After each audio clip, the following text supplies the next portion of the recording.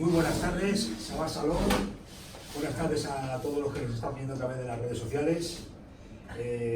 Una semana más, un Shabbat más, vamos a proceder a exaltar, a darle la gloria y la honra al Eterno como Él se merece, y vamos también a cantar el Shema.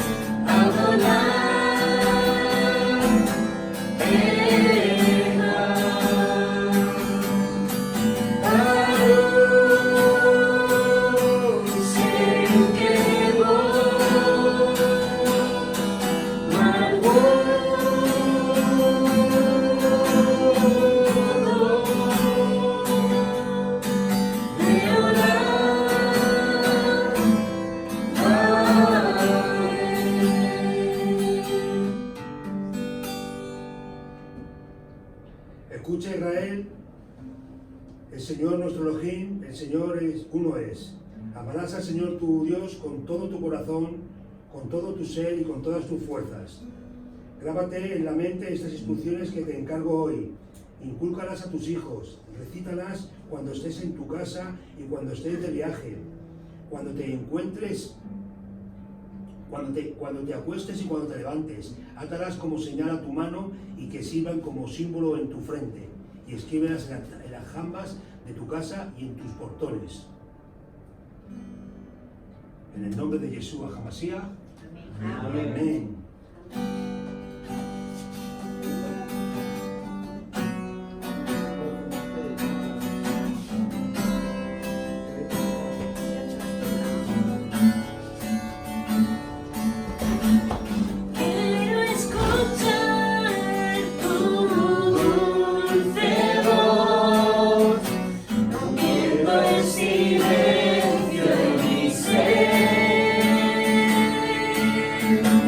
Sé que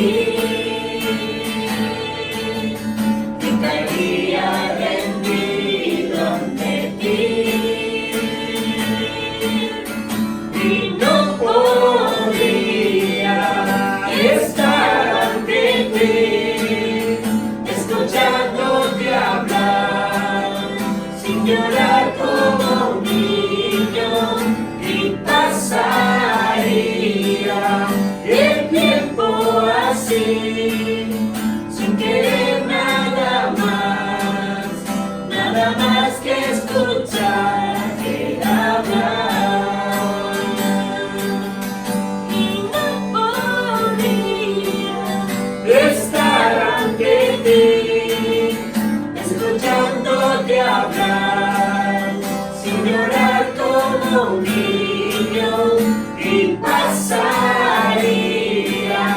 el tiempo así, sin querer nada más que escucharte hablar, sin querer nada más que escucharte hablar.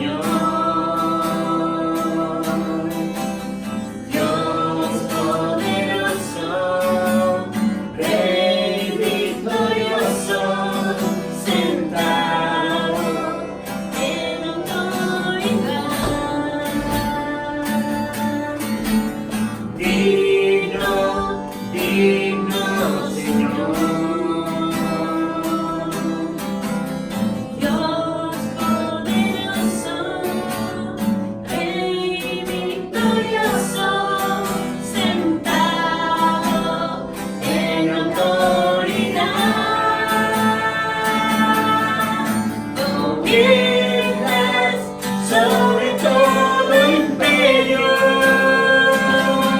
y ante ti todas rodillas se doblarán y confesarán que tú eres Señor, para gloria de tu nombre, mi Dios.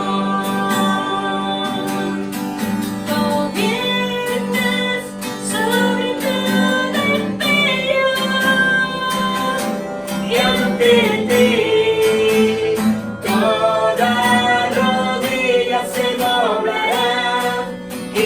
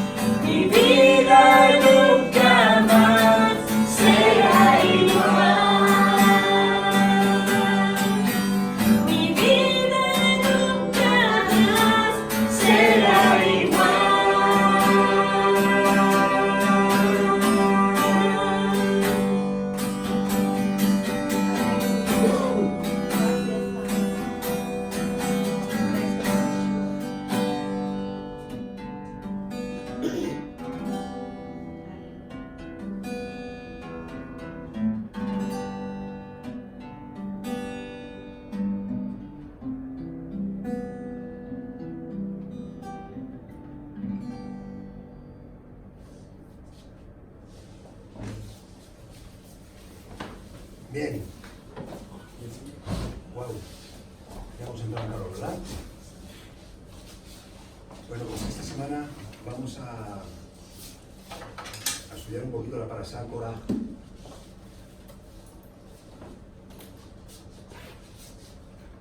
La Parashá Korah se encuentra en el libro de Bamidbar, en el libro de Números, en el capítulo 16, y en esta Parashá encontramos cosas muy significantes. Encontramos la rebelión de Korah, encontramos también Moisés y Aarón interceden por el pueblo ante Hashem, encontramos también el castigo de Korah y su comitiva por el acto de rebeldía. En el capítulo 17 encontramos que el pueblo se queja ante Moisés por la muerte de Korah y su comitiva. Los bastones como testigos de la autoridad del Eterno, de la autoridad de Aarón. Temor y reconocimiento de la santidad de la tienda del encuentro. Y en el capítulo 18 encontramos obligaciones de los sacerdotes y levitas, derechos de los sacerdotes, diezmo a los levitas y diezmo de los levitas a los sacerdotes. Y la Haftará Korah se encuentra en 1 de Samuel 11, 14 hasta el 12-22. Pero bueno, la Haftará no la vamos a dar, solamente vamos a dar la Parashá. Entonces, en esa Parashá podemos darnos cuenta que el pueblo de Israel, en las Parashás anteriores que hemos leído, viene de sufrir una desavenencia bastante importante, ¿no?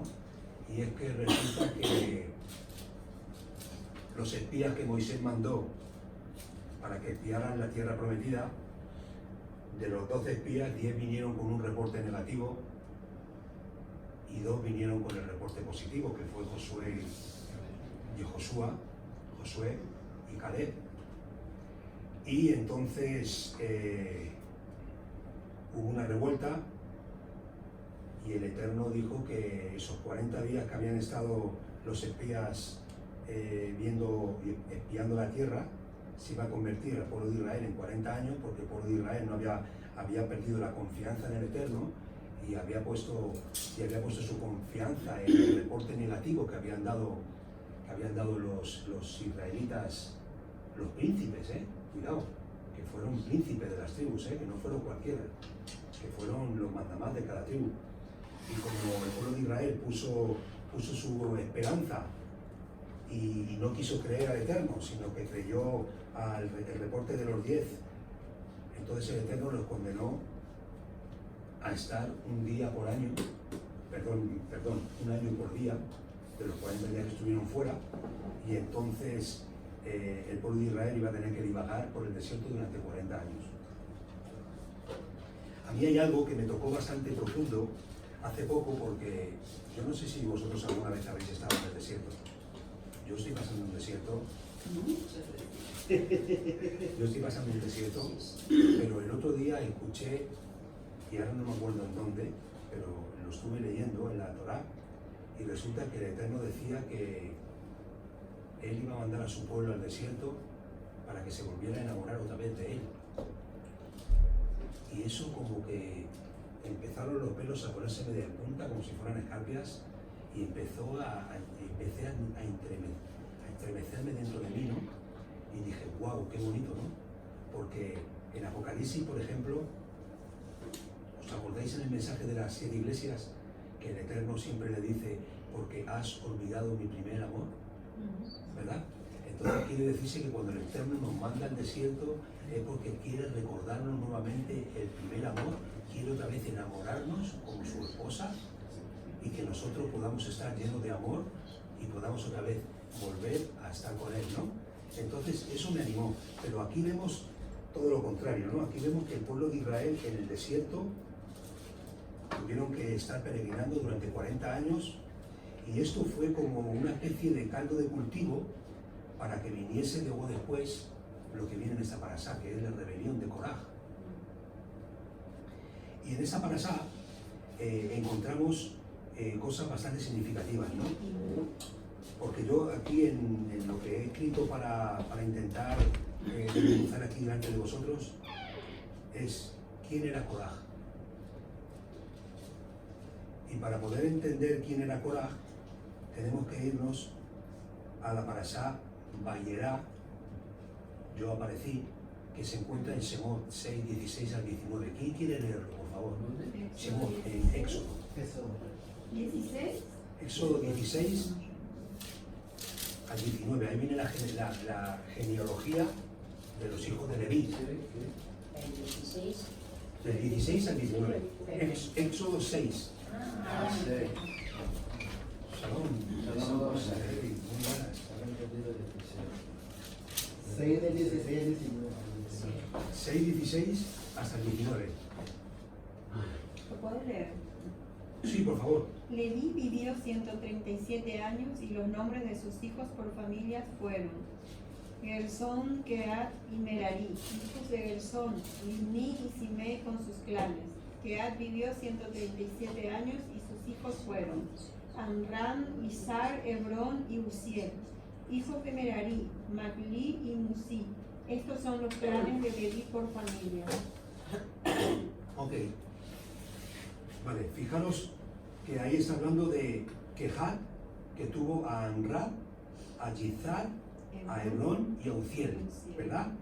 De Amram, de los hijos de Amram, sabemos que nació Aarón, Miriam. Amram se casó con Jocabed y tuvieron a Aarón, a Miriam y a Moshe.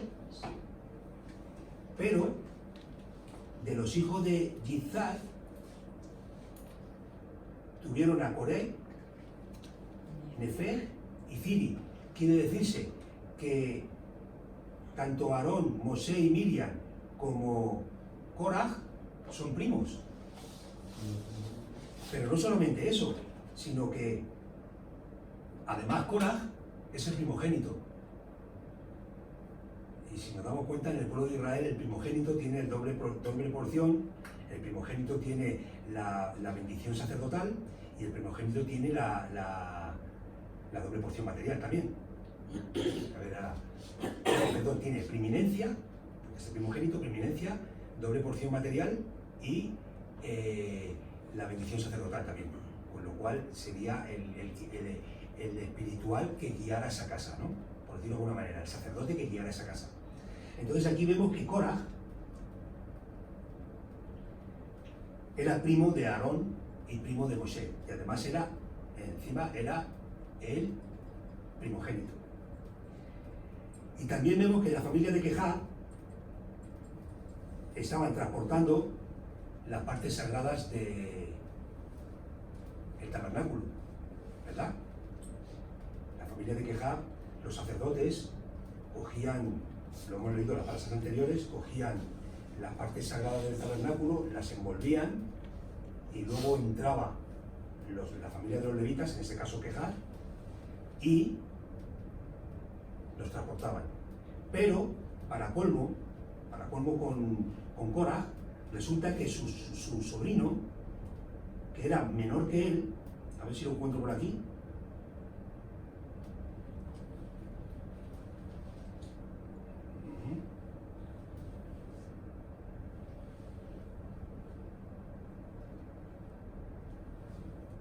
aquí está. Elizafán. Si vamos a la parasá, a otra parasás anteriores, resulta que el jefe de los hijos de Koraj no fue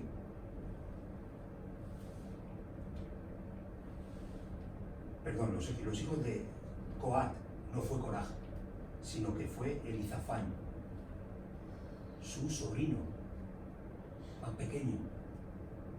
Entonces, ¿qué es lo que ocurre aquí? Aquí lo que ocurre es que Koraj sufre un menosprecio y sufre una humillación. ¿Qué es lo que pasó? Esto lo podemos ver muy fácil. ¿Qué es lo que pasó, por ejemplo, con Caín y con Abel? ¿Quién era el mayor? Caín, ¿verdad? ¿Qué es lo que pasó cuando presentaron la ofrenda delante del Eterno?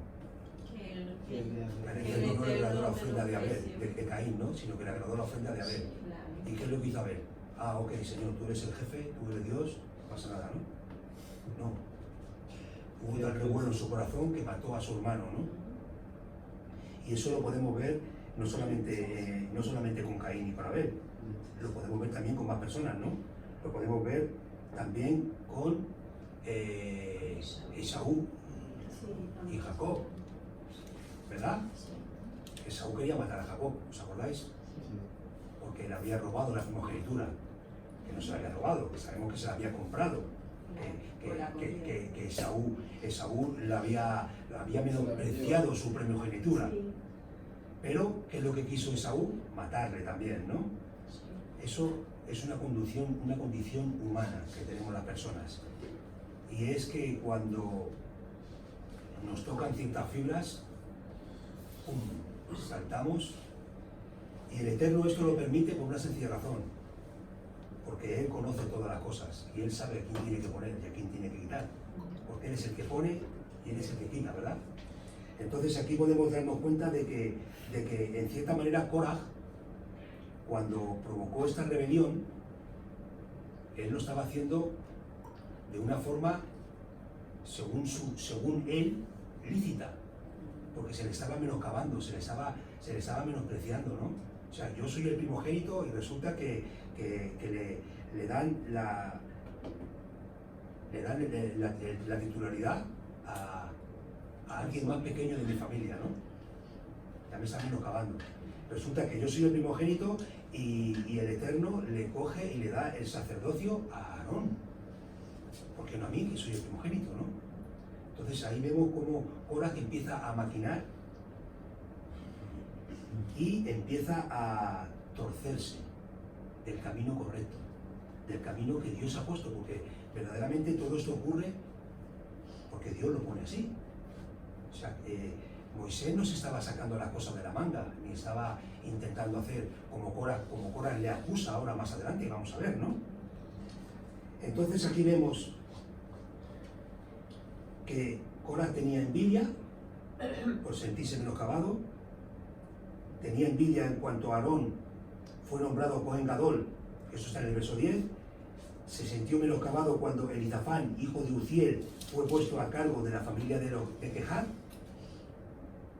Y esto se encuentra en la parashá Bamidbar, por si queréis alguno tomar nota, en números 3, 30 y 31.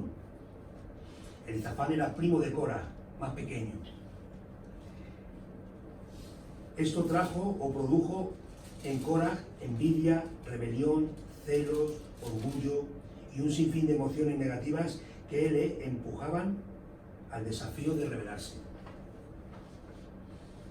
También tenemos que tener en cuenta que Datán y Abirán eran hijos de Eliab, y On era hijo de Pelet. Todos ellos eran descendientes de la tribu de Rubén.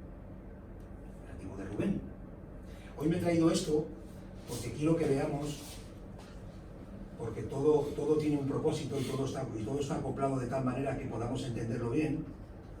Y resulta que, si nos damos cuenta, ese es el tabernáculo. En el tabernáculo se ponían en las cuatro caras, norte, sur, este y oeste, se ponía Gersón, Coat y Merari, y Moisés, Aarón y los hijos de Aarón se ponían en la puerta del tabernáculo, guardando la puerta del tabernáculo, pero fijaros que en cada orientación están acampadas tres tribus, pero mira, en la tribu de Coat, que es donde viene Korah, mira quién está acampado al lado. Rubén. ¿Os fijáis? Aquí está Coat y aquí está Rubén. ¿Qué es lo que ocurre? Que hay muy poquita distancia, ¿no? ¿Qué es lo que ocurre cuando hay muy poquita distancia? Que empieza a haber chisme, empieza a haber crítica, empiezan a decir, oye, mira, ¿qué te parece estos líderes que se han levantado aquí delante de nosotros? Que nosotros somos los principales, porque tenemos que recordar una cosa. ¿Quién era el hijo mayor de Jacob? Perdón. Estoy perdida. No. Jacob son los de Judá. ¿Es Rubén? Rubén. Rubén es el que perdió por El hijo mayor de Jacob es Rubén. Y él perdió la primogenitura. Pero Rubén perdió la primogenitura, ¿por qué? Porque intentó seducir a su madrastra. Porque se quiso acostar con Bilhá, Sí, es verdad. que era La mujer de Jacob. era una criada, pero que fue mujer de Jacob, ¿no? Porque Jacob tuvo 4 mujeres. Claro. Ahora, de momento se me bloquea la mente y no te puedo decir, pero sé quiénes eran, ¿eh? Entonces, a ver si lo digo. Raquel, Lea, Bilhá y Zilpa. Sí, Esas son las 4 mujeres que tienes, pero Raquel y Lea, hermanas. mejor dicho, Lea y Raquel, porque su suegro le engañó y primeramente se casó con Lea creyendo que era Raquel y luego tuvo que trabajar 7 años para casarse con Raquel. Bilhá y Zilpa, que eran las criadas de Raquel y de Lea, también fueron mujeres de él y tuvo hijos con ella. Pero ¿qué es lo que pasó? Que cuando murió la madre, Lea, que era madre de Rubén era el primogénito, Rubén quiso acostarse con Bilhá, porque dice la Torá que descubrió la desnudez de su padre. Cuando la Torá dice que descubrió la desnudez de su padre, quiere decirse que lo que ha hecho es ver la desnudez de su madre. Por eso descubre la desnudez de su padre, ¿no? Entonces, ¿qué es lo que ocurrió? Pues que cuando Jacob estaba a punto de fallecer, le quitó la primogenitura y se la dio al tercero, a Judá. Porque el siguiente a Rubén también fue de los que mataron al pueblo ese que quisieron que cuando violaron a su hermana.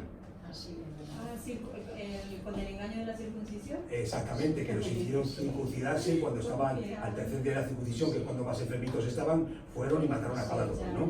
Entonces Jacob cogió y dijo, pues mira, la primogenitura, la doble porción material y la bendición sacerdotal va a ir para Judá.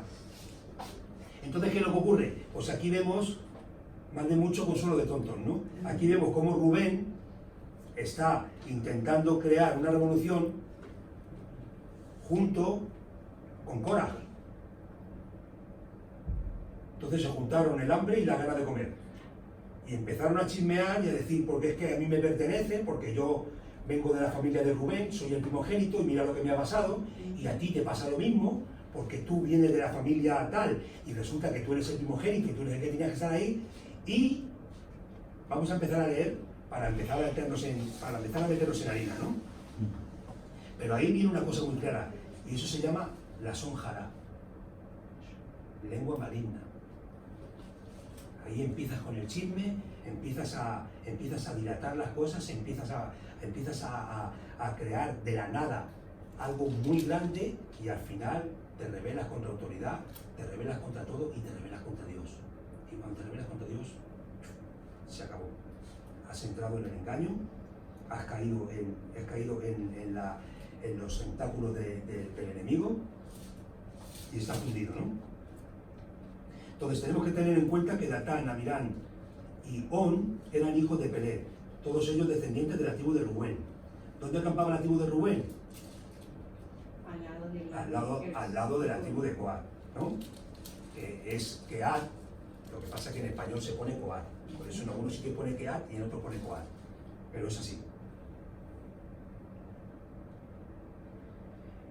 Entonces ya sabemos que hicieron la sonjara, ¿no? Ahora dice, Coré se juntó con 250 varones de renombre, o sea, personas importantes y líderes de la asamblea, y le dijeron a Mosé y Aarón, vamos a ir al verso 16, vamos a leer el 3 y el 4. Vale, 16. Sí, bueno, vamos a empezar desde el 1. Número. Número 16. Sí, número 16, y vamos a leer del 1 al 4.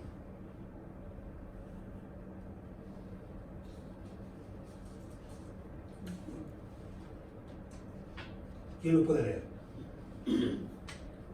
Corá, No, leerlo yo, todo. Para que colaboremos. Corá, hijo de Yisra, hijo de Queja, hijo de Leví, junto con Datán y Abirán, hijo de Eliab. On, hijo de Pelé, descendiente de Rubén, tomaron gente y se levantaron contra Moshe con 250 israelitas, capitanes de la comunidad escogidos de la asamblea de gran renombre.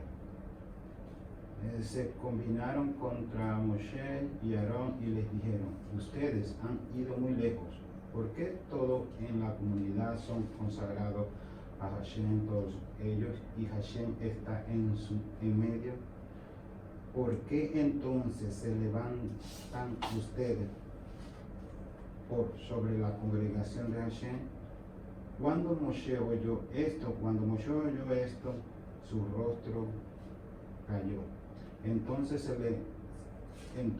le habló a Kohat y a toda la comunidad y le dijo: vengan por la mañana, Hashem dará a conocer quién es suyo y quién es consagrado, y le concederá acceso a él. Le Ok. concederá, ¿lo sigue leyendo? Ok. Sí, hasta el 6, sí. Concederá acceso a él que haya escogido. Ok, ahí vale. Bueno, El aquí, 6. aquí podemos ver,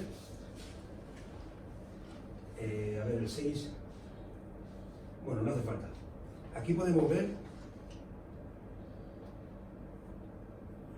que Korah está tramando, ¿verdad? ¿Y qué es lo que ocurre cuando empieza a desafiar a Aarón y a Moisés? ¿Qué es lo que ocurre? Que Moisés, en vez de coger y enfadarse con ellos y empezar a echarle las cosas en cara, ¿qué es lo que dice que hizo Moisés? Se postró en tierra. Se postró en tierra, ¿verdad? Se supone Sí. que oró. Se postró en tierra para orar, se cayó. ¿Y qué es lo que dijo después? En la mañana el Eterno dará a conocer quién es el suyo y quién es el consagrado, y los acercará a él, y al que él escoja, él lo acercará a sí. ¿Por qué esperó Moshe hasta la mañana? Habló primero con el Eterno. Sí, pero ¿por qué? ¿Por qué?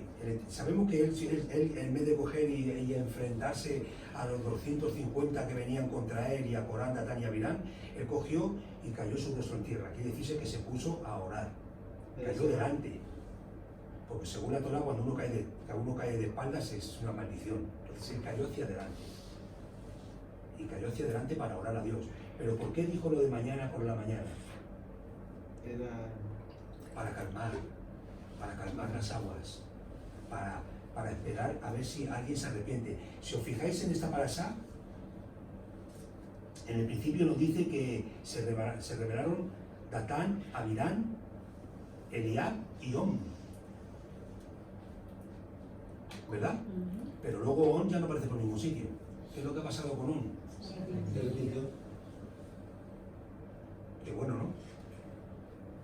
On ya no aparece por ningún sitio. Quiere decirse que cuando esperó hasta la mañana, On empezó a buscar a Dios, empezó a hacer tevilá, a hacer arrepentimiento, y se apartó, ¿verdad? Entonces aquí vemos como un líder, como Moisés, supo tener el coraje, tener la capacidad de parar el fuego. Esto es una enseñanza para mí muy importante, porque yo seguro que hubiera echado más leña al fuego, porque me conozco. Pero fijaros cómo Moisés, que decía que era, dice la Torah, que es el hombre más manso de la tierra, él cogió y se cayó y les dio un margen de tiempo para que pudieran meditar lo que estaban haciendo y para que se pudieran arrepentir y pudieran ser libres, ¿no? Luego dice, a partir del 6, hagan esto, tomen para ustedes incensarios, Coraj y toda su asamblea, y pongan fuego dentro de ellos, y sobre ellos coloquen saumerio, coloquen incienso, delante del Eterno mañana, y sucederá que el hombre que el Eterno escoja, ese es el consagrado. Vale, todo bien, ¿no? Pero ahora llega Moisés y dice, demasiado grave es para ustedes, hijos de Leví. Yo no sé lo que dirán otras traducciones. ¿Hay por ahí otras traducciones? Sí, aquí hay otras traducciones que mencionar. Ustedes han ido muy lejos, hijos de Leví. Ustedes han ido muy lejos, hijos de Leví, ¿verdad? Sí. Y ahora dice, y Moisés le dijo a Corá, oigan por favor, hijos de Leví, ¿es poco para ustedes que el Dios de Israel los haya distinguido de la asamblea de Israel a fin de acercarlos a él para desempeñar el servicio del tabernáculo del Eterno y estar parados delante de la asamblea para ministrar ante ellos? Él te ha acercado así como a todos tus hermanos, los hijos de Leví, junto contigo, y también han de pedir el sacerdocio. Aquí ya Moisés se da cuenta de lo que quería, de las artimañas que Coraj, a donde quería llegar, ¿no? Mucho privilegio para ustedes, pedirle Claro. a Moisés. Aquí ya Moisés se da cuenta de las artimañas, ¿no? Que lo que Coraj quería era el sacerdocio. Coraj lo que quería era que su nombre estuviera en alto, que él pudiera ser distinguido, que él pudiera ser elevado, ¿verdad? Pero sabemos que el que se salta delante del Eterno no se rodilla, ¿verdad? Y el que se humilla delante del el Eterno le salva. Entonces Coré, junto con los 250 varones de renombre, se dirigieron a Moisés. Aquí encontramos la astucia y el procedimiento que utilizó Coraj para intentar demostrar el orden jerárquico que el Eterno había impuesto en los levitas. Y dijo el Eterno, porque fue Hashem quien le había dado la orden a Moisés de cómo organizar el orden de las distintas funciones y los rangos establecidos. Corá expresa unos razonamientos como que la asamblea son todos santos. Vamos para allá. A ver por dónde está.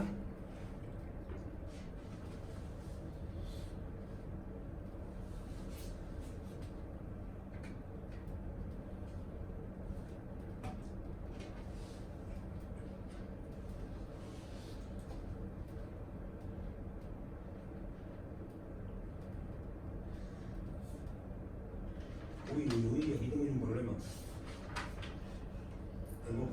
Tengo mal esto. Bueno, no importa, vamos a seguir de alguna manera. Bueno, el tema es el siguiente. André, Dime. ¿me puedes prestar tu bebé? Sí, claro que sí, Sí, se me va a pagar. por supuesto. Bueno, aquí lo que encontramos es que Coré empieza a dar razonamientos. Y empieza a decir que en la asamblea todos son santos, que en la asamblea todos han escuchado la voz de Dios, que es verdad, pero ahí ya empieza a meter astucia y a decir, pero vosotros, tanto Moisés como Aarón, os habéis puesto por líderes de la asamblea y os habéis puesto por vuestra cuenta. Mucho privilegio para Y ustedes. claro, esos son demasiados privilegios para ustedes, ¿no? Porque ustedes están puestos por vuestra cuenta. Entonces, Moisés le dice que mañana hagan tal cosa, a ver si lo encuentro, porque ya me estoy perdiendo un poquito. Que tenían que poner su Ese- incensario, Es necesario, incienso, ¿no? fuego e incienso en su incenciario.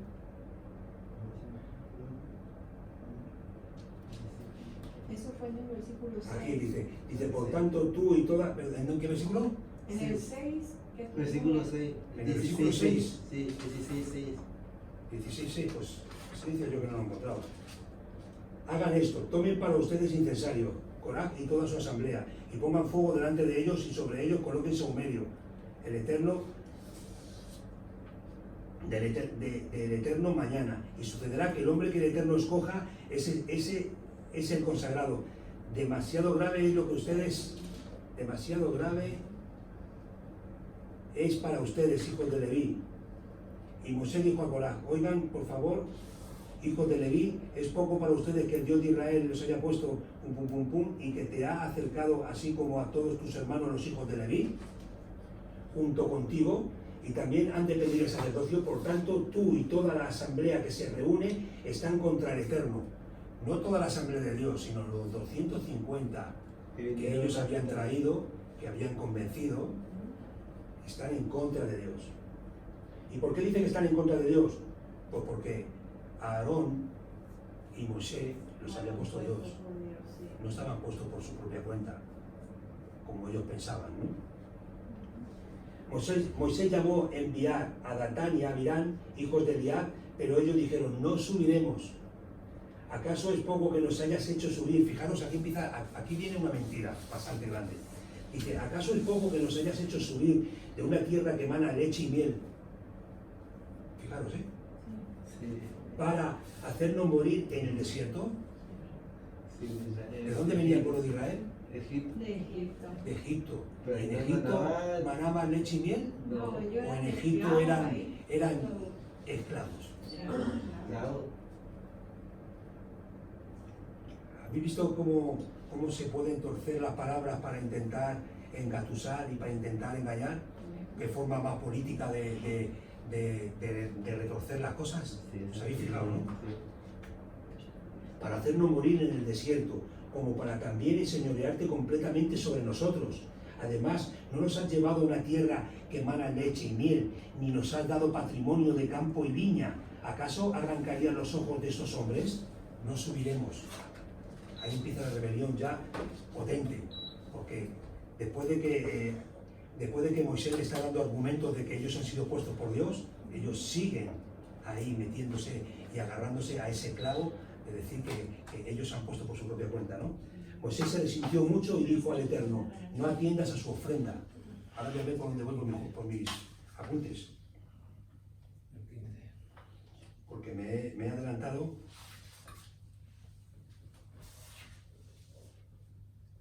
Aquí. Me han todas las cuantas hojitas. Pero bueno, no pasa nada. Moisés pidió que el Eterno no aceptara su ofrenda porque su actitud no era correcta. El que se acerca al Eterno no puede hacerlo con esa altivez de espíritu, sino con temor y con temblor. Si el Eterno hubiera aceptado la ofrenda de los rebeldes, estaría dando aprobación a su rebeldía. Contra el Eterno no se puede uno burlar. Si uno se acerca a Él, tiene que estar dispuesto a someterse a los dictámenes suyos. Fijaros, si el Eterno hubiera hecho caso a la ofrenda de Coraj, el cacao que se hubiera montado en Israel. Porque se hubieran entremezclado y hubiera habido siempre una guerra entre dinastías y una guerra entre la autoridad y entre el poder, ¿no? Entonces el Eterno no escuchó la ofrenda de Moisés. ¿Por qué Moisés dijo eso? Porque era correcto para que hubiese un equilibrio, para que hubiese paz en Israel. La oración de Moisés estaba en línea con la justicia del Eterno. Y esto lo podemos ver en Eclesiastés 5.1. ¿Quién puede ir a Eclesiastés 5.1, por favor?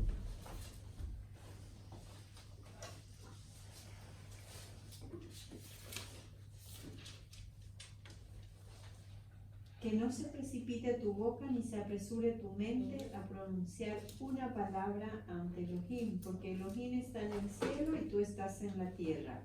Por eso sé parco en palabras. Eclesiastés 5.1. Sí. Guarda tus pasos cuando vas a la casa de Dios y acércate a escuchar en vez de ofrecer el sacrificio de los necios, porque estos no saben que hacen mal. Esa es la traducción que yo tengo. ¿Alguno tenéis esa traducción?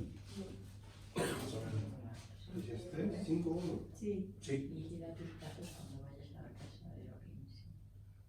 Ofrenda de escuchar es mejor que los necios ofreciendo sacrificios, porque ellos no disciernen si están o no haciendo el mal. Claro, El correcto. Bueno, yo tengo ese como el versículo 17 del 4.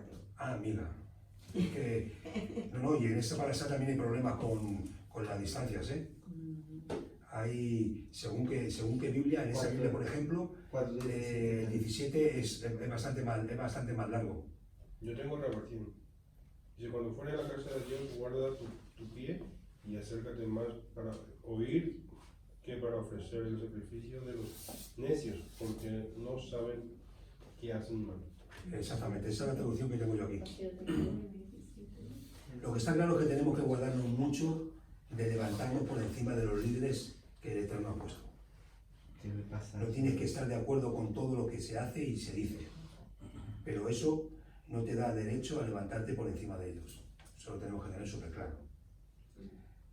Hay que hacer como Mosé: cuando veas injusticias, habla con el Eterno, ruégale para que haga justicia y no tome la justicia por tu propia mano. No hables en contra de los líderes que están en un error, ni hables en contra de los que se levantan por encima de tu liderazgo. O sea, quiere decirse que tampoco hables en contra de los que se están criticando y se están levantando en contra tuyo. Habla con el Eterno y que Él juzgue. Él es el que pone y Él es el que quita el liderazgo. No procures sacar beneficio del Eterno por medio de presentar ofrendas ante Él.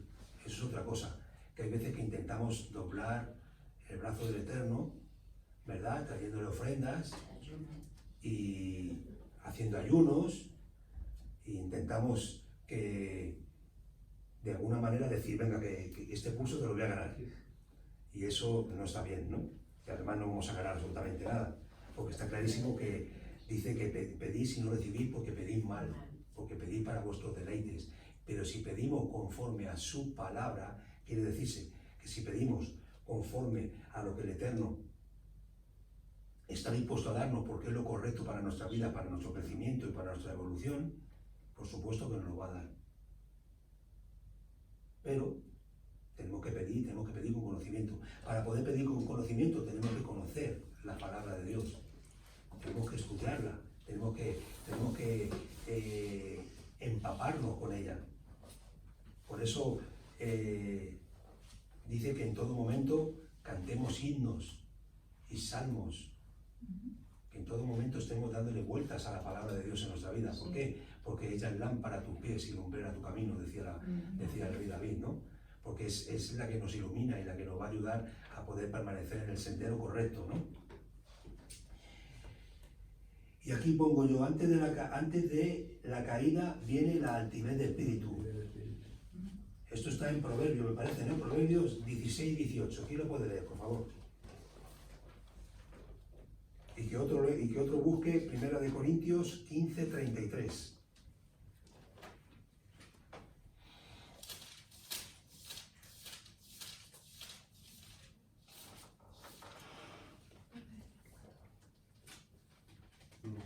No fue 15, primera de Leo Corintios. Sí, mismamente. Sí. No se dejan engañar, las malas compañías corrompen el buen carácter. Hay otra traducción que dice: las malas palabras corrompen las buenas costumbres. Y en Proverbios 16, 18, ¿quién lo puede leer? ¿Tenéis alguno? Proverbios 16, verso 18. Antes del quebrantamiento en la soberbia y antes de la caída en la altivez de espíritu. Ahí está. Sí, yo tengo la versión que dice: la soberbia va delante de la destrucción y la insensatez antes del fracaso. Pues ahora vamos a verlo en ese trozo de la brasa. Vamos a leer, lo voy a leer yo, del 18 hasta el 27. Entonces cada hombre tomó su incensario, pusieron fuego en ellos y colocaron saumerio en ellos. Y se pararon en la entrada de la tienda de la cita, así como Mosé y Aarón. Y Coraj congregó contra ellos a toda la asamblea a la entrada de la tienda de la cita. Fijaros que ya dice a toda la asamblea. Ya no solo los dos. O sea, ya no solo 150, sino que ya estaba estaba llegando su veneno a todo el pueblo de Israel, ¿verdad?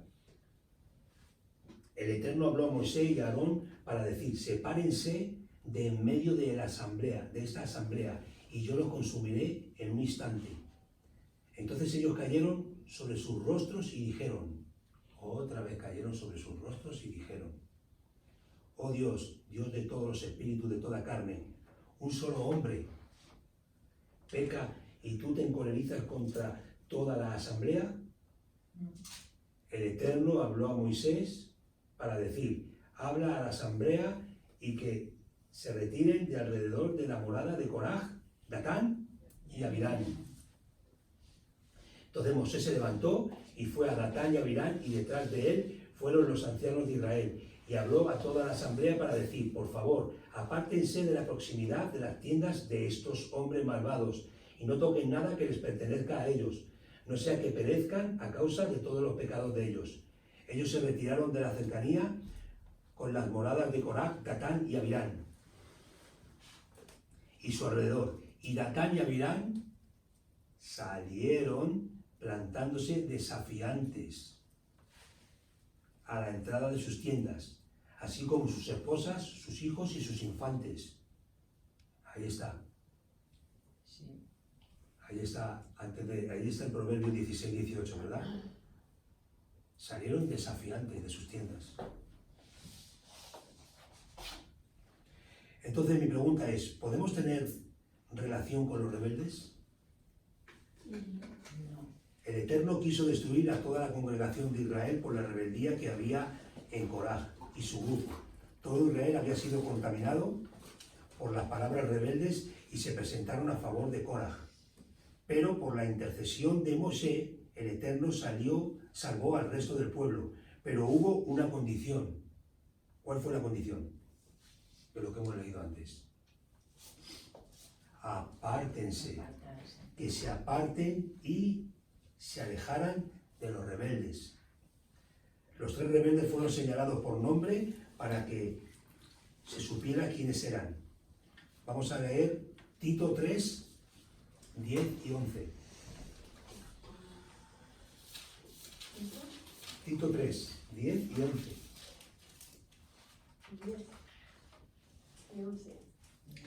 Amonesta una vez y otra segunda vez a la persona que cause divisiones, y después de esto no tengas nada que ver con él, deséchalo. Puedes estar seguro que esa persona se ha pervertido y está pecando, se ha condenado a sí mismo. Efectivamente. No te juntes con los rebeldes porque podrás ser contaminado y participar del juicio que viene sobre ellos, porque los rebeldes van a tener juicio. Apártate y no los escuches, no te dejes engañar con sus mentiras camufladas de verdad. ¿Habéis visto que al principio Coraj empezó a decir varias verdades? Sí, medias. Porque toda la asamblea es santa y porque el Eterno está en medio de todas las asambleas, y eso es verdad.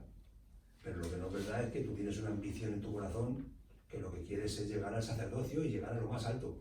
Y si puedes quitar a Moisés y ponerte tú, Llegar como sea. te pones, efectivamente. Eso se le llama un trepa. Se le llama la gente que quiere subir pisando a otros. ¿Verdad? Entonces Moisés dijo: en esto sabrán que el Eterno me envió para realizar todos estos actos. Fijaros, aquí ya Moisés se pone desafiante y empieza a hablar a la congregación y a decir: señores, en esto ustedes lo van a saber. Aquí hay fruto, porque por sus frutos lo conoceréis, no por sus dichos. ¿Verdad?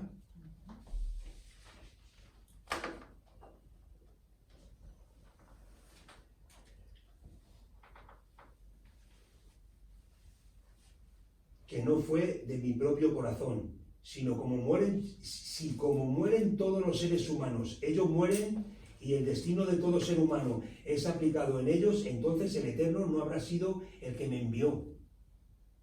Pero si el Eterno crea una creación, por aquí, lo dice así de verdad, parece una redundancia, pero lo dice así. Si el Eterno crea una creación y el suelo abre su boca y traga a ellos y a todo lo que es suyo, y ellos descienden vivos al inframundo, al Seol, Sí.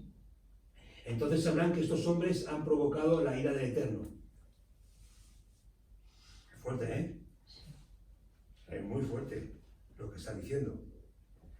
Es muy fuerte. Y tienes que tener mucha revelación de Dios para decir eso. Para decir, Porque imagínate que tú coges y dices eso delante de una asamblea, que son no sé cuántos miles, bueno, son millones, yo creo millones. y no pasa nada. Te apedrean. Porque solo hombres No tienes sitio para correr. Te apedrean. Sin embargo, que dice, y sucedió que cuando terminó de hablar todas estas palabras, el suelo debajo de sus pies se hendió. La tierra abrió su boca y se tragó a ellos y a sus casas, así como a todo hombre que era partidario de Coraj y a toda la riqueza. Ellos y todo lo que poseían descendieron vivos al inframundo, que es lo que estábamos hablando antes, descendieron vivos.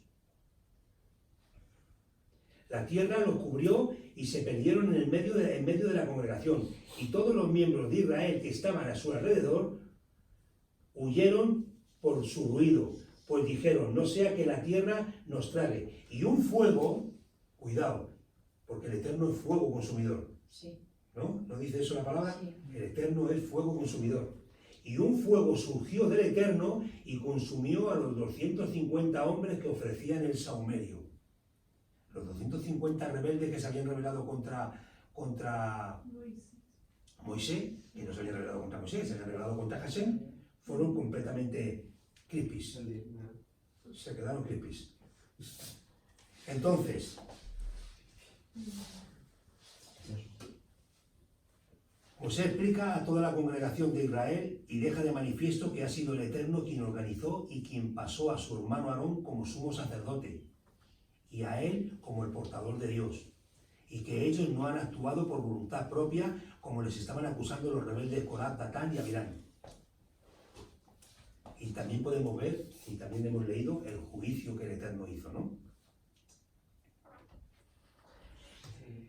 Entonces aquí vemos, hasta aquí, vemos que ya el Eterno ha decretado un juicio y lo ha consumido.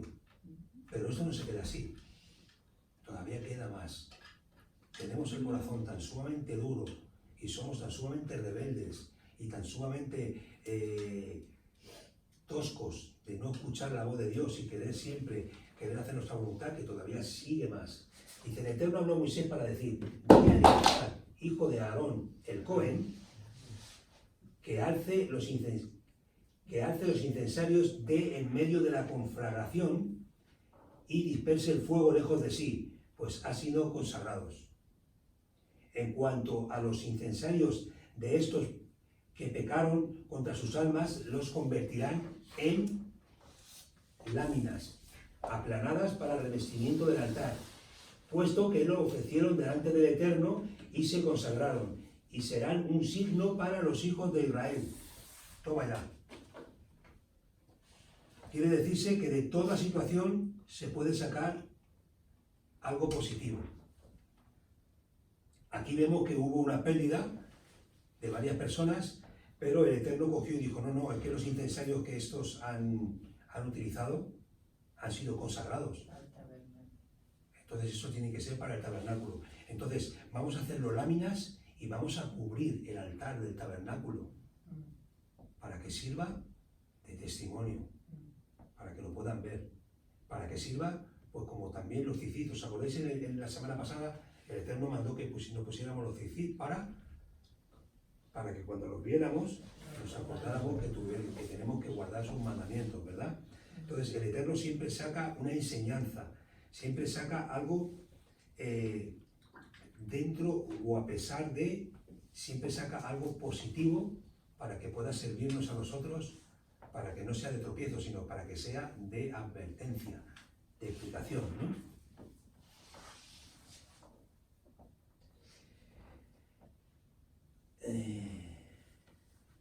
Bien, seguimos adelante.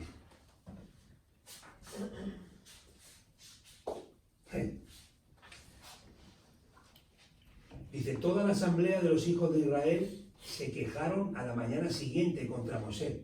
Fijaros, se conoce que la asamblea todavía no había tenido suficiente de ver todas las cosas que habían hecho, de ver que la autoridad estaba puesta por Dios, de que Mosé y Aarón no tenían nada que ver, ellos no se habían puesto por su propia cuenta en sus cargos, pero fijaros el chisme, lo que puede provocar y lo que provoca en el corazón. Por eso el Eterno nos habla de que tenemos que dejar de practicar la sonjará, porque muchas veces el chisme enciende, bueno, ahí me parece que está en Santiago, ¿no? Santiago. En Jacob, que dice que una pequeña llama, cuán bosque tan grande incendia, ¿no? Sí. Entonces el chisme es como una pequeña llama. Cuando nosotros empezamos a chismear, No sabemos la profundidad. Cuando tú sueltas una palabra por tu boca, dice que no volverá aquí vacía. Vete tú a saber lo que puede liar, ¿no? Sí, yo creo que de hecho, no sé si Santiago dice que La lengua.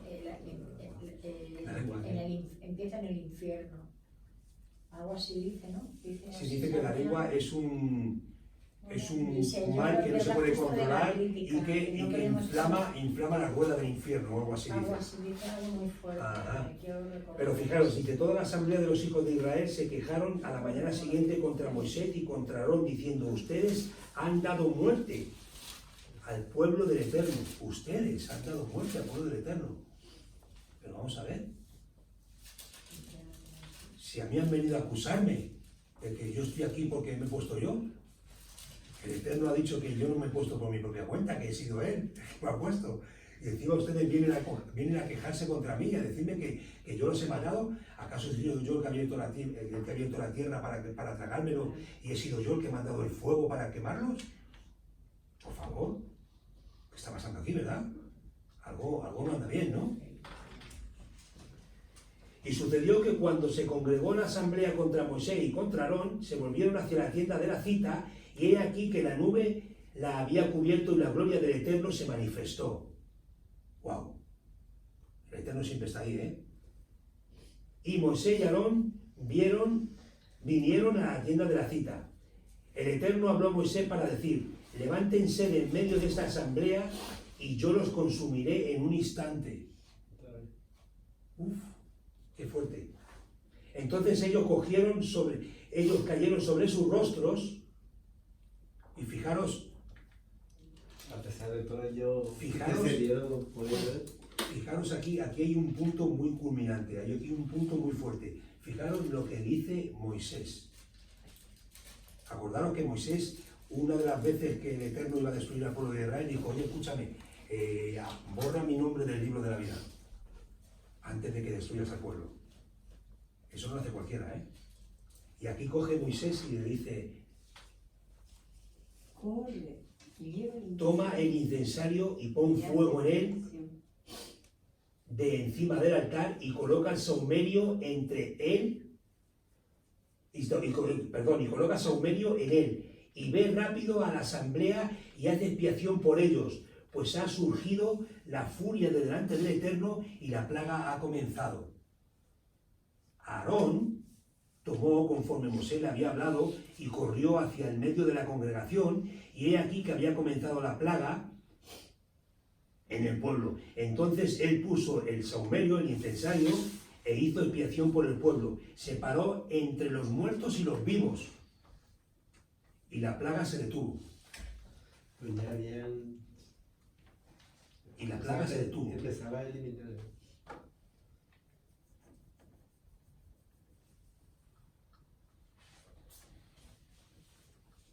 Vamos a leer los apuntes que yo tengo aquí. El Eterno mandó a Eleazar, hijo de Aarón, el Cohen, que recogiera los incensarios y que haga con ellos láminas y los pongan de rechapado en el altar, para que sirva de señal de advertencia para el pueblo de Israel, para que ningún extraño ofreciera incienso al Eterno que no fuera Cohen, sacerdote, así no sufriera la misma suerte que Corá, Datán y Abiram. ¿Qué hace un buen pastor? ¿Qué dice Masías? El buen pastor su vida da por las ovejas, ¿verdad? Yo soy el buen pastor y el buen pastor su vida da por las ovejas. Aquí vemos que Aarón está arriesgando su vida poniendo incienso entre los muertos y los vivos para intentar parar el exterminio que el Eterno había mandado en el pueblo. Fijaros, tenemos que recordar que los dos hijos de Aarón habían sido muertos al quemar incienso de manera incorrecta. ¿Os acordáis? Ovni y Finés, ¿verdad? Habían quemado fuego y el Eterno dijo que era fuego. ¿Cómo lo llamó?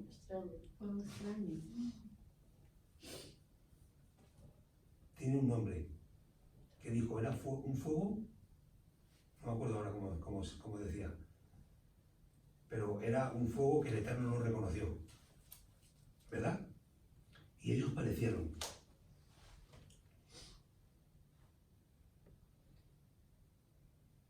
Y ahora Aarón tenía que quemar incienso de manera que el Eterno lo había mandado. Podía pasarle lo mismo, ¿verdad? Fijaros que Aarón fue obediente a Moisés. Moisés cogió y le dijo, coge un incensario, coge fuego del altar, coge incienso y ponte entre el pueblo y ofrece incienso porque el Eterno ha mandado su furia y va a haber una plaga y va a haber mucha mortandad. Y de esa manera vas a poder pararlo. Pero eso el Eterno no lo había mandado. Había decidido Moisés. Pero Aarón se arriesgó.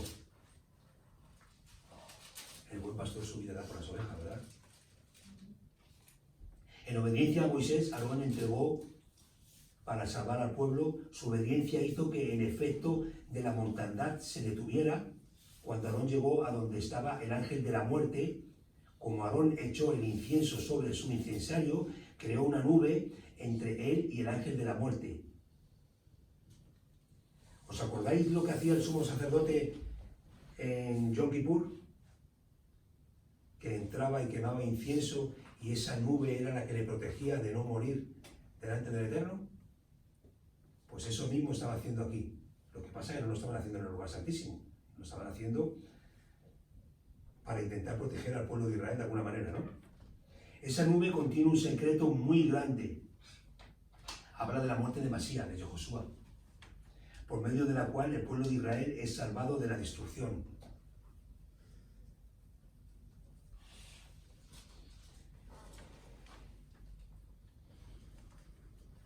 Yo ahora aquí me hago una pregunta. ¿Cómo se sabe quién ha sido escogido? En la actualidad, ¿Cómo se sabe quién ha sido escogido? por los frutos. Claro, y ahora lo vamos a ver otra vez. Vamos a ir al capítulo 17 y vamos a leer del 17 al 27.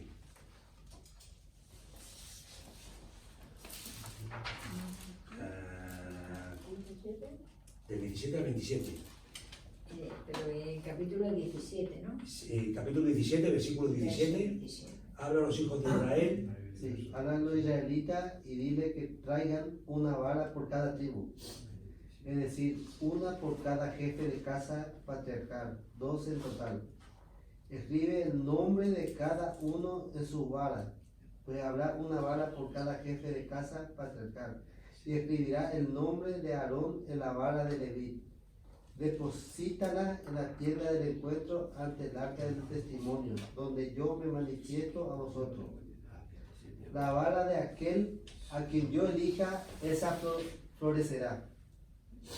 Así acabaré con la protesta de los israelitas contra vosotros. Habló pues Moisés con los israelitas y los jefes de familia y le trajeron una vara por cada tribu, una por cada jefe de casa patriarcal, y la vara de Aarón estaba entre ellas. Depositó Moshe la vara ante el Adón en la tienda de testimonio. Y sucedió que cuando al día siguiente Moshe fue a la tienda de testimonio, la vara de Aarón, perteneciente a la tribu de Leví, había retoñado hasta el punto de echar brote y salir flores y producir almendras. Aleluya. Seguidamente Moshe retiró toda la vara de la presencia del Adón y se la mostró a los israelitas, que la examinaron, tomando cada una la suya. Y dijo el Adón a Moshe: pon de nuevo la vara de Aarón ante el arca del testimonio, y con el fin de que permanezca como advertencia para los rebeldes, de modo que dejen de protestar contra mí y así no tengan que morir. Moshe lo hizo tal y como el Adón se lo había ordenado. Pero los israelitas dijeron a Moshe: ¿estamos perdidos? ¿Todos vamos a morir sin remedio? Todo el que se aproxime a la morada del Adón morirá inexorablemente. ¿Es que todos vamos a morir? Aleluya. Ahora ya han entrado en temor. Ya, miedo. Ahora ya han entrado en temor. Fijaros cómo ya el Eterno zanja este asunto de una forma completamente milagrosa. ¿Qué era la vara, Andrés? La vara es símbolo de autoridad.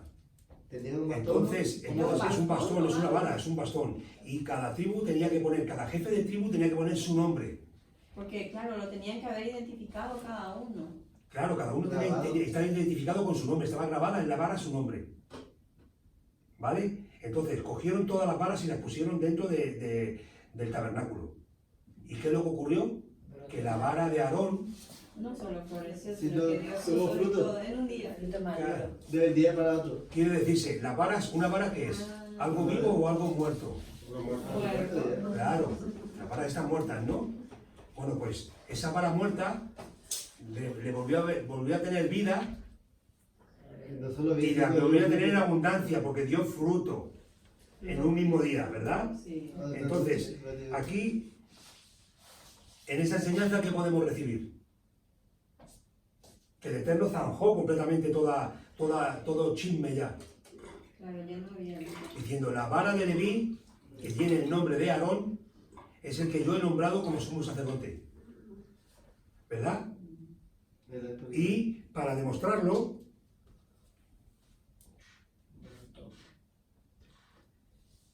dice, el milagro de la vara de Leví mostró quién había sido escogido para entrar en la presencia del Eterno como representante de todo el pueblo. Este milagro consistía en la manifestación de vida de algo que ya había sido muerto. Las varas estaban hechas de madera, la madera está muerta. Pero la vara de la tribu de Leví recibió vida nueva. El poder de la resurrección mostró quién tenía el derecho a ser sumo sacerdote en la tierra. Que fue Aarón, ¿no? Y el poder de la resurrección nos mostró quién es el sumo sacerdote en el cielo. Porque eso es una alegoría. Esto es como una figura retórica. ¿Os acordáis, por ejemplo, con el Neulestán? Cuando el pueblo de Israel en el desierto, Moisés tuvo que hacer una serpiente de bronce. Sí. Y cuando alguien era picado por las víboras, Tenía tenía que mirar la serpiente de bronce, y el que miraba la serpiente de bronce se sanaba. Sí. Que dice el Brihadashá, igual que Moisés levantó la serpiente en el desierto, es necesario que el Hijo del Hombre sea levantado para que todo aquel que en él crea no se pierda, mas tenga vida eterna. Eso es una figura retórica, eso es un tipo y un antetipo. Está primeramente el antetipo, que fue el Neulastán, la serpiente de bronce, y luego está el tipo, que es Mesías. Pero aquí ocurre lo mismo. Esto es una figura retórica también, es una alegoría. Tenemos al Cohen Gadol, al sumo sacerdote terrenal, que es Aarón, pero tenemos al sumo sacerdote celestial, que es Yehoshua. ¿Qué es lo que le pasó a Yehoshua? Resucita. El buen pastor su vida da por las ovejas, ¿no? Sí. Y él dio su vida por las ovejas. Él murió y él resucitó. Y él está ahora intercediendo por nosotros en el cielo, ¿no? Y estamos esperando su segunda venida. Pero esto lo que nos hace entender es que tenemos que ser muy cautos y que tenemos que poner freno en nuestra boca y que tenemos que poner freno muchas veces a las maquinaciones que el enemigo intenta poner en nuestra cabeza Sí. e intenta llenarnos de argumentos y de capacidad para que nosotros nos rebelemos contra autoridad. Y es muy peligroso rebelarse contra autoridad, porque cuando se está rebelando contra autoridad y la autoridad está puesta por Dios, entonces se está rebelando contra Dios mismo. Porque en esa parasha lo dice bien claro Moisés: ¿qué somos? ¿Qué es Aarón? ¿Y qué soy yo para que os rebeléis contra nosotros?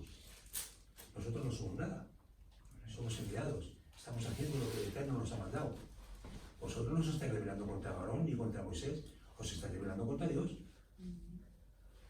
Y eso es lo que en esta parasha podemos sacar de enseñanza. Podemos entender que no es fácil, porque sabemos que el camino a recorrer no es fácil, pero sabemos que es un camino seguro, sabemos que es un camino en el que se nos va a ir exigiendo cada vez un poco más, pero porque se nos va a dar cada vez un poco más, porque el Eterno no va a poner una carga que nosotros no podamos soportar. Eso está aquí en el Brihadashá, no sé en dónde, pero lo he leído. Entonces, dice que él, juntamente con la tentación, pondrá la salida. Y la palabra tentación no está muy bien escrita, porque no es tentación ni es tampoco prueba, es enseñanza. El Eterno nos va poniendo enseñanzas. Así como cuando estábamos en el colegio, ¿cuántos os acordáis? Cuando íbamos al colegio, que llegaba el profesor de matemáticas, borraba la pizarra y escribía arriba, problemas. Y empezaba a escribir un problema y teníamos que resolver el problema. Oye, qué casualidad. Se aprende de los problemas. Pero nadie quiere problemas, ¿verdad? Todos queremos vivir a gusto, queremos vivir sin problemas, pero para poder crecer tienen que venir problemas a nuestra vida. Y tenemos que quebrarnos la cabeza y tenemos que buscar la presencia del Eterno y tenemos que muchas veces tirarnos en el suelo y decir, no aguanto más, no puedo más, ya no sé más, ¿qué puedo hacer para resolver este problema? Lo siento, Dios, no puedo. Sí. Como tú no me capacites, como tú no me des la fuerza, como tú no me des la salida, yo no puedo salir de aquí. Estoy ahora mismo entre la espada y la pared y no sé qué hacer. No sé si eso habrá pasado a vosotros, a mí me pasa. Sí. Y muy a menudo. Sí. Y muy a menudo me pasa. Entonces queremos que los problemas pasen de largo. Pero ¿sabéis una cosa? Tenemos que crecer hasta llegar a la altura, a la anchura, a la longitud de Masías. Y para llegar a eso tienen que venir muchos problemas a nuestra vida y resolverlos. Entonces, Eso, resolverlo, porque muchas veces pasamos sin resolverlo y luego bueno, vuelven a ver. pero por eso la parashá son cíclicas, Sí. al igual que las fiestas. Todos los años hay que volver a hacer las mismas fiestas, hay que volver a estudiar las mismas parashás, porque vamos dejando piedras por el camino, porque hay cosas que no podemos llevarnos, hay cosas que no podemos solucionar y se quedan ahí, pero al año siguiente vas a pasar otra vez. A la vuelta siguiente. Y en la vuelta siguiente vas a tener otra vez fuerzas, otra vez capacidad, vas a tener otra vez mejor vista y vas a poder quitar otras poquitas. Y vez tras vez, tras vez, tras vez, vamos a ir cogiendo cuerpo, vamos a ir cogiendo capacidad, vamos a ir muchas veces frustrándonos, pero es la única forma, es la metodología que el Eterno ha puesto para que crezcamos, no hay otra. Eso, como decía muchas veces José, ¿no? Eso de happy, verdi, no es verdad, no es cierto. El Eterno nos lo decía, ¿no? Masías, en el mundo tendréis aflicción, pero confiad, yo he vencido al mundo. Entonces, tener aflicción, vamos a tener aflicción. ¿Es necesario? Es necesario. Pero sabemos que esas aflicciones el día de mañana se van a convertir en trampolines. Van a ser como una especie de catapulta. El problema que venga hoy a nuestra vida, que quizás sea un problema muy grande, que nosotros nos tape como si fuera una nube y no nos dejara ver la luz. Quizá a lo mejor dentro de unos años ese problema nos va a servir para podernos catapultar y ir mucho más hacia adelante. Seguro. Seguro, porque si en algo creemos, es en la fidelidad del Eterno. Porque eso de la fe, eso de ten fe, hermano, hombre de poca fe, yo creo que esto te pasa porque no tienes fe. No. Eso es algo que eso no es bíblico. Como una fe abstracta, algo así, ¿no? Eso es algo que parece poesía. Es una definición, ¿no? Sí, es una definición, pero que no es correcta. Y que muchas veces, yo mismo lo he dicho muchas veces, ten fe. No, la fe no la tengo yo, la fe la tiene Él. Porque no es fe, es fidelidad. Es fidelidad. Sabemos que Él es fiel.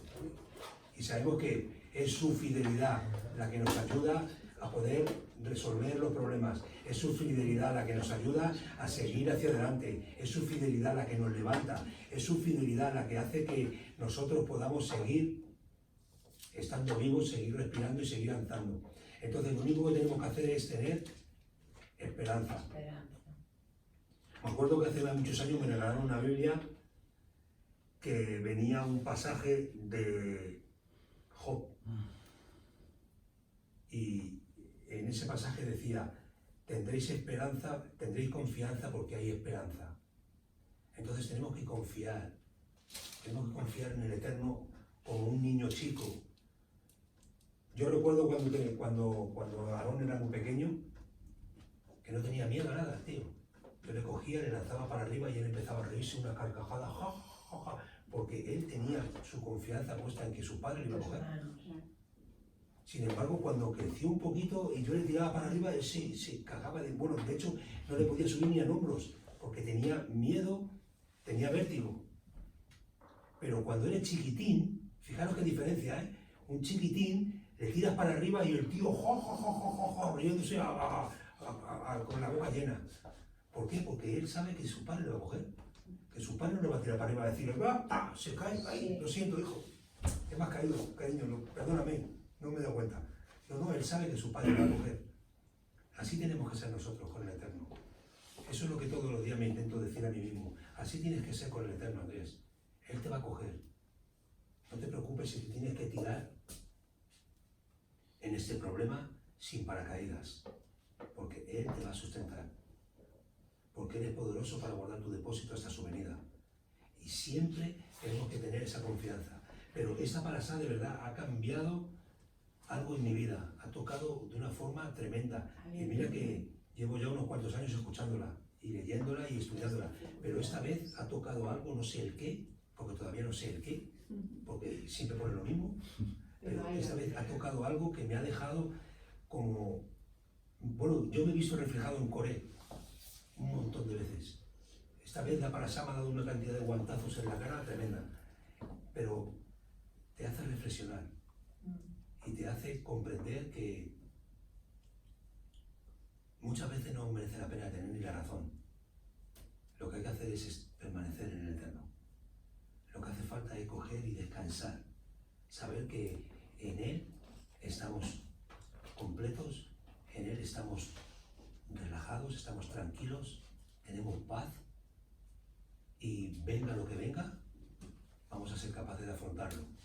Amén. Y ya está. Eso es todo, ¿no?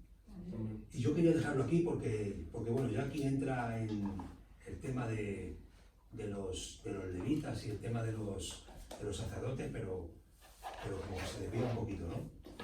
Y quería dejarlo aquí y que pudiéramos captar eso, ¿no? Hay que tener cuidado con quién te juntas. Porque fíjate lo que le pasó a Corá por juntarse se juntaron el hambre y la gana de comer, Sí. y entre los dos provocaron un incendio y ellos murieron en el incendio. Entonces, la parasá nos está enseñando de que tenemos que tener cuidado con quién nos juntamos.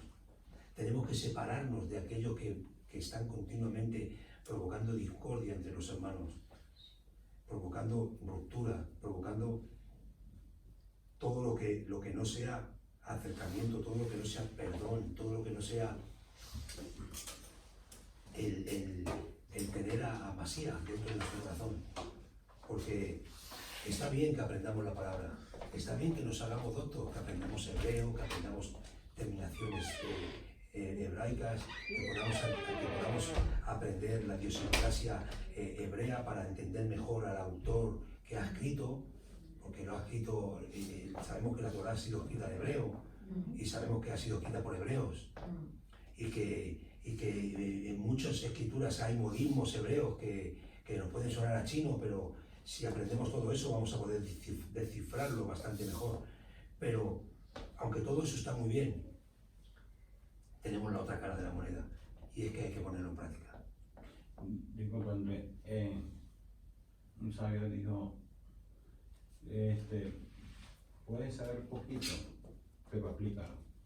Porque te vale Efectivamente. saber ser un doctor Claro. de la palabra y no aplicarlo.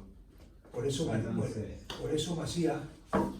Masías decía, id y haced discípulos. Haced discípulos. ¿Y qué es discípulos en hebreo en realidad? también.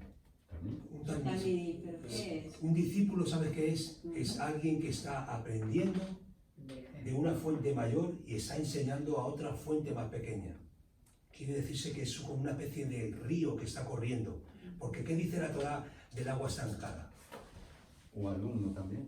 o sea, El agua estancada huele, se corrompe, se pudre. Se pudre o el- Entonces nosotros no nos podemos quedar con la revelación que Dios nos da, porque si nos la guardamos no sirve de nada. Se pudre y se corrompe. Entonces el Eterno, Masías, que es el Eterno, disminuido, Sí. pero es el Eterno, lo que nos está diciendo es ir y hacer discípulos. Entonces esa es nuestra labor, el hacer discípulos, el intentar, pero claro, para hacer discípulos te tienes que discipular, Ser ejemplificado, tienes que ser tú el primero, todo lo contrario de lo que hemos hablado de las malas influencias. claro. y también que cuando tú, o sea, Yo creo que ya todo el mundo y hacer disciplinar- discípulos, o sea, si vas al mundo y hacer discípulos, tienes que prepararte tú mismo. Efectivamente, ese es el tema, es que tú eres el que tiene que dar el primer paso. Es como tú como enseñas a tu hijo. Hijo, haz lo que yo te diga, pero no lo que yo haga. Y dice, no, papá, yo voy a hacer lo que tú hagas porque te estoy viendo. Claro. Y como te estoy viendo, y te estoy viendo todos los días, si tú caminas así, yo voy a aprender a caminar así. Sí, porque el día que tú dudes lo que estás diciendo, van a dudar de tu palabra algún día. O sea, van a dudar lo que tú dices por tus acciones, por tus hechos. De hecho, hay una alabanza que dice, yo quiero ser como tú porque él quiere ser como yo. O sea, habla de su hijo, de su relación. Quiere tener una relación con el padre porque quiere que Claro. su hijo sea. Eso, de eso es lo que se trata. Y eso es lo que tenemos que hacer hincapié. Para poder enseñar a los demás tenemos nosotros que aprender. Que ser ejemplo. Porque es muy fácil decir, hijo, estudia. Y luego tú llegas a casa, coges la tele, el mando de la tele y te pones a ver películas. Te pones a ver no sé qué. Y dices, no, bueno, yo ya he trabajado hoy, yo ya... No, ¿me estás mandando a estudiar? Estudia tú, ¿no, papá? ¿Qué dijo Masías? Ejemplo será, ¿no? Ese es el ejemplo. No, tienes que hacer esto. Sí, eso está muy bien. Porque lo digo yo, que soy tu padre. Está muy bien, pero yo voy a hacer, papá, lo que tú haces. Porque es lo que te voy a hacer todos los días. Entonces, eso es lo que tenemos que llamarnos la atención a nosotros mismos, yo el primero, y decir, no, escúchame, aplica. Aprendes, aplicas. Aprendes, aplicas. Y una vez que aprendes y aplicas y te das cuenta de ese proceso que hay, porque en el aprende y en el aplicas hay un proceso. Y es que muchas veces hemos aprendido las cosas, pero luego no sabemos aplicarlas. Porque hay un procedimiento. Y en ese procedimiento tenemos que, en cierta manera, rompernos y reconstruirnos otra vez.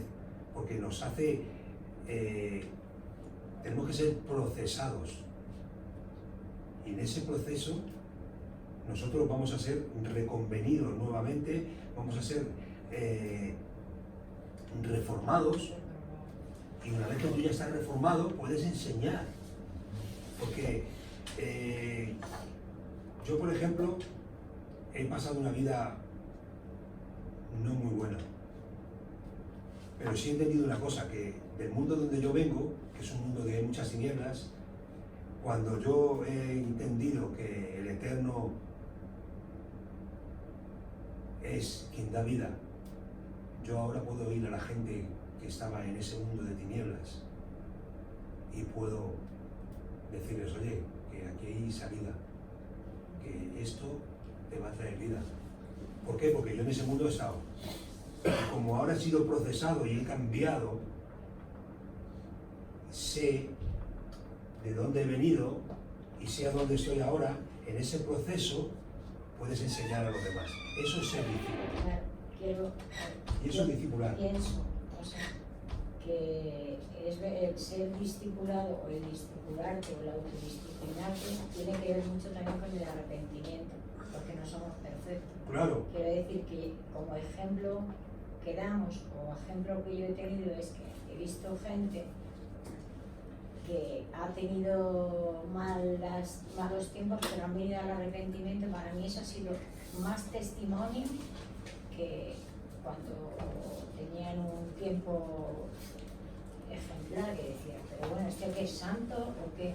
Pero en cambio, sí que en la dificultad he visto que además han venido al arrepentimiento y eso me ha hecho ver más a Dios en esos declives, ¿no? En ese momento. Claro, es que de eso se trata. Se trata de caerte y levantarte. Sí, Y cuando tú te caes y te levantas, sabes lo que es estar de pie y sabes también el daño y el dolor que se tiene cuando se está en el suelo. Y entonces tú puedes ayudar al que está en el suelo. Y también puedes hablar con el que está de pie y decirle, oye, mira, ¿sabes una cosa? Yo me caí. Todos estamos de pie y nos podemos caer en cualquier momento. Yo me caí y sufrí mucho, mira, me pasó esto y esto. Y tú le puedes dar testimonio, le puedes hablar y le puedes enseñar. Porque hay personas que están de pie y como nunca les ha pasado nada, pues menosprecian a los que están tirados, por decirlo de alguna manera. No vienen al arrepentimiento con Y muchas cosas. tienen orgullo, oye, ellos nunca se han caído, ellos siempre han funcionado bien, ellos son listos, guapos, inteligentes, todo lo hacen bien, todo funciona, pero resulta que el que ha estado en una situación y en otra le puede decir, oye, mira, yo que he estado en los dos lados, el que está de pie, tenga cuidado que no caiga. Es como aquella persona que dice, no, vamos a dar consejos matrimoniales, pero si no estás casado, ¿cómo me vas a dar consejos? Claro, o si llevas 6 meses casado. Tú puedes dar muchos consejos teóricos. O, por ejemplo, yo sí que estaba con un consejo matrimonial, estuvimos un año, ¿no?, con un discipulado, y como conocía a los pastores en sí, pues sí que veía, sabía que en su vida había dificultades, que sus hijos no eran perfectos, pero sí que es verdad que yo les veía continuamente arrepintiéndose de cosas, además lo hacían público, y de verdad que eso me agradaba, me discipulaba, porque yo veía, tienen dificultades, los hijos no son perfectos, de hecho algunos se están apartando, pero ellos lo confesaban, lo hablaban, lo compartían. Para mí, eso es a lo que me refiero, era más ejemplo que muchos por Es que muchísimos años. ese es el ejemplo. Yo, ¿sabes? Ahí me... Pues, Ese es el verdadero ejemplo. Pues qué bien, ¿no? Por eso Dios nos ama tanto a nosotros que somos pecadores, porque sabe que hemos caído, pero también sabe que le seguimos amando y que seguimos buscando y que no nos cansamos de... Que todo tiene una enseñanza, de los problemas saca una enseñanza. Siempre. Siempre. Yo Lo que recuerdo, acabas de decir hace rato. yo recuerdo hace ya muchos años, hace ya por lo menos 10 o 12 años, que escuché una predicación